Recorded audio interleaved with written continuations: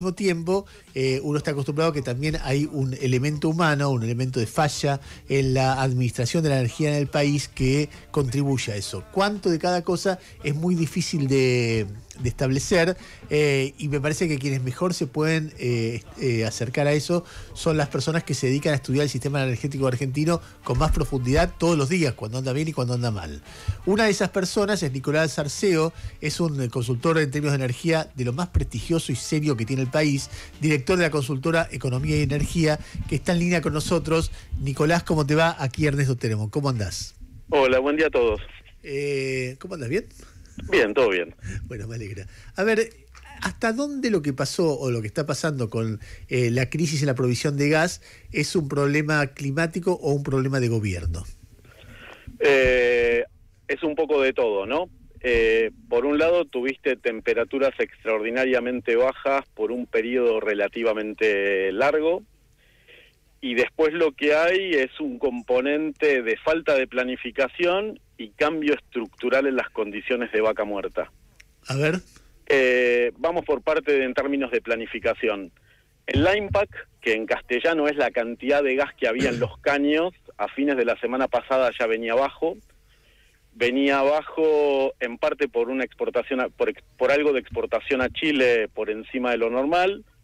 Venía bajo además porque centralmente no se está saturando la capacidad de transporte desde Cuenca Neuquina, que uno esperaba que se saturara a principios de junio, ¿no? Y ahí hay un fenómeno estructural, es la producción de gas natural este año no saturó la capacidad de transporte, con lo cual, a diferencia de lo que venía pasando años anteriores, el problema este año no fue transporte, sino fue volumen de gas en Cuenca Neuquina, en una semana particularmente fría, en donde entraste con un gasoducto que no tenía el line pack a tope.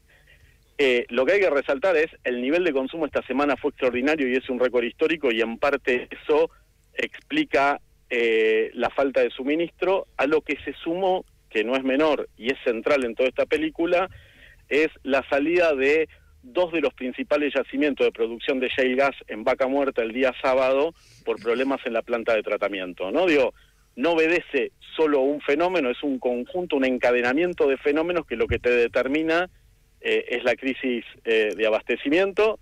En primer término, temperaturas extremadamente bajas.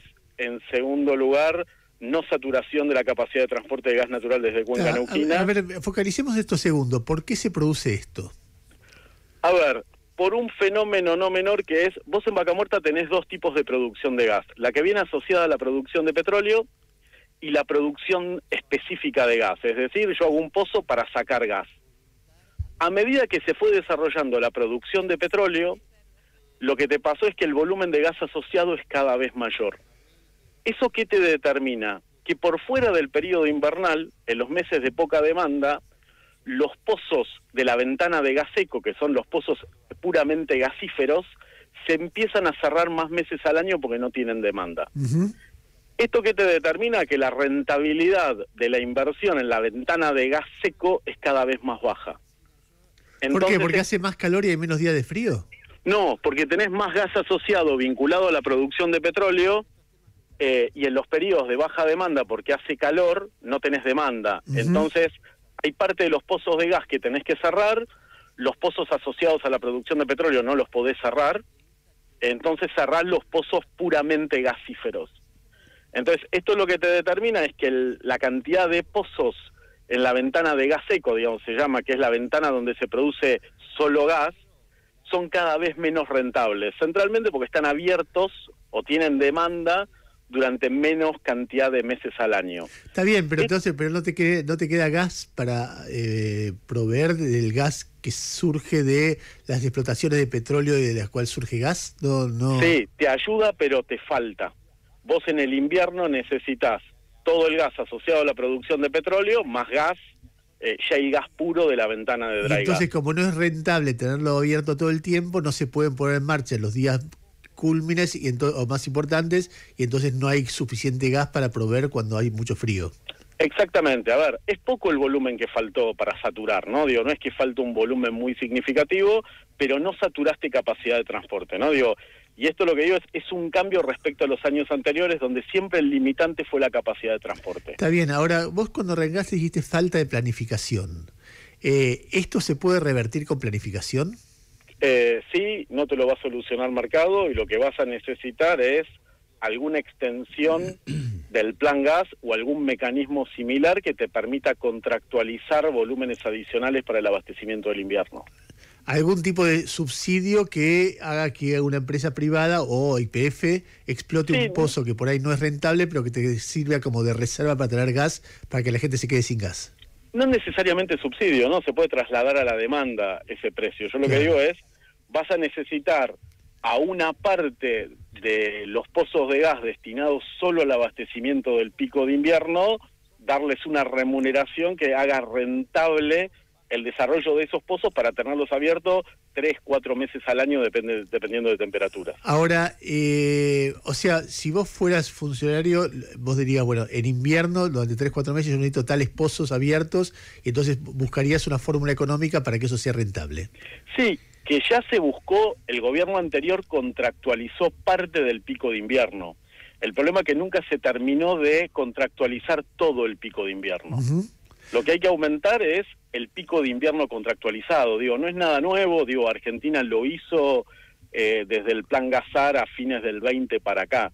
Lo que falta es contractualizar volúmenes en pico. Ahora, más allá de esto, también lo que pasó, que es cierto, es, aunque hubieras saturado capacidad de transporte, ibas a estar igual muy finito, porque el sábado salieron de producción 2 yacimientos muy grandes, ¿no?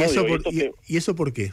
No, fueron fallas en las plantas de tratamiento de los yacimientos. En general, cuando baja mucho la temperatura, hay fallas, son cosas que suceden.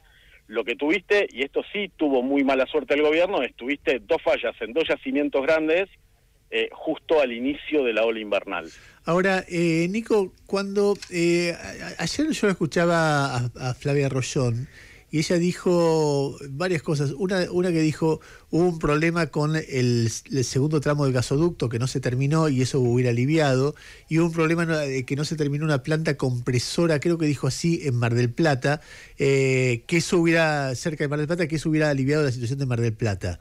Vos venías diciendo que el problema esta vez no es de transporte, sino de generación, pero ella me parece que incluía algún elemento de transporte, de demoras en obras o de resistencia a invertir en obras que perjudicó. ¿No estás de acuerdo con eso o te parece que menor? Yo comparto la visión de largo plazo de Flavia en términos de que el sistema necesita seguir ampliando la capacidad de transporte, y no se logró ampliar la capacidad de transporte en 1 año y medio de este gobierno. En eso coincido. Yo lo que no coincido es que esta crisis de abastecimiento esta semana haya sido por un problema de capacidad de transporte, porque en definitiva, aunque hayas desarrollado el transporte, no tenías gas para llenarlo, ¿no? Digo, no llegaste a saturar la capacidad de transporte que tenías disponible desde Cuenca Neuquina digamos, a lo largo de la primera semana de julio. ¿Y si hubieras tenido suficiente gas, había mecanismo para transportarlo? Tenías un volumen, hay que esperar los datos finales, pero digo, en junio tenías capacidad de transporte por 6-7 millones de metros cúbicos día adicionales. Nicolás, ¿qué haces? Jairo te saluda, ¿cómo andás? ¿Cómo estás?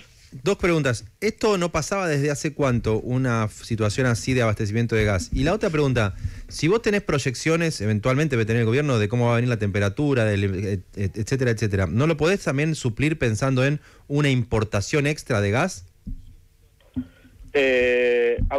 Respecto a la primera pregunta, soy sincero, estuve buscando ayer, yo no tengo memoria de una crisis de esta magnitud en corte residencial. Entiendo, por lo que me contaron, que pasó a fines de la década del 80, pero no tengo precisiones, pero estamos hablando de 40 años. Hace muchos años que no hay, hubo cortes a industria, hubo cortes a GNC, no había cortes residencial, ¿no? Salvo problemas puntuales en la red de transporte en alguna localidad, en general hace muchos años que no hay una restricción a transporte residencial. Eso respecto a la primera pregunta. Respecto a la segunda pregunta, sí, el gobierno importó y hizo una programación de importación. Yo entiendo, creyendo que se saturaba o se estaba cerca de saturar la capacidad de transporte. El punto es, eso finalmente no terminó ocurriendo. Y se quedó corto. Se quedó corto. Con el diario del día después, claro, es fácil criticar y decir deberías... no es tan fácil de ver la desaceleración en la tasa de crecimiento de la producción como para haberlo visto hace 4 meses, ¿no? Digo, no es tan sencillo. Se venía viendo que faltaba conexión de enganche de pozos en la ventana de shale gas, pero no era algo fácil de prever, ni tampoco creo que tuvieras la velocidad si lo hacías en 2 meses como para revertirlo, ¿no? Digo, me parece que esto lo que va a reconfigurar es el mercado de gas hacia adelante. Nico, si tuvieras que... Nos quedan 2 minutos y es un poco exigente plantearte esto en 2 minutos, pero que quiero ver qué decís. Porque hay momentos que se habla siempre se habla de la gran promesa, Vaca Muerta, energía, etcétera, etcétera, etcétera.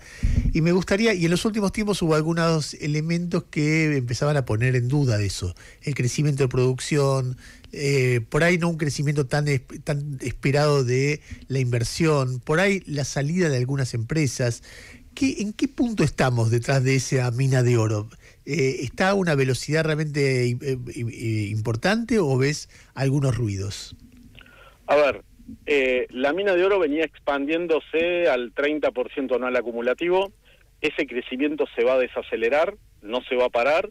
Hay un contexto internacional adverso con una caída en el precio del Brent de aproximadamente $10 el barril, y eso va a impactar en los niveles de inversión local. Digo, yo creo que va a haber una menor tasa de expansión de la producción no convencional a lo largo del presente año.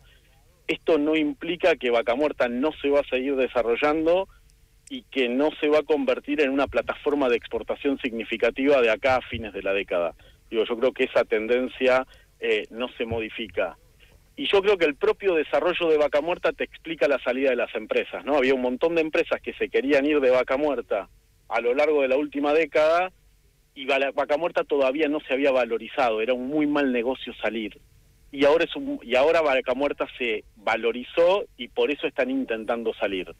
¿Qué falta? El ingreso de IED masiva a Vaca Muerta para acelerar el desarrollo. IED es inversión extranjera directa. Extranjera, ¿no? Directa, perdón. ¿Y por qué hay gente que quiere salir y no gente que quiere entrar? ¿Por qué hay gente que no quiere entrar?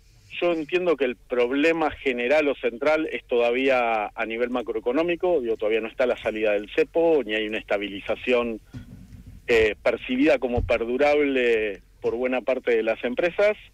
Y buena parte de las empresas que quieren salir son empresas que tienen portafolio de inversión diversificado a nivel internacional y algunos activos mucho más rentables a escala global que en la Argentina.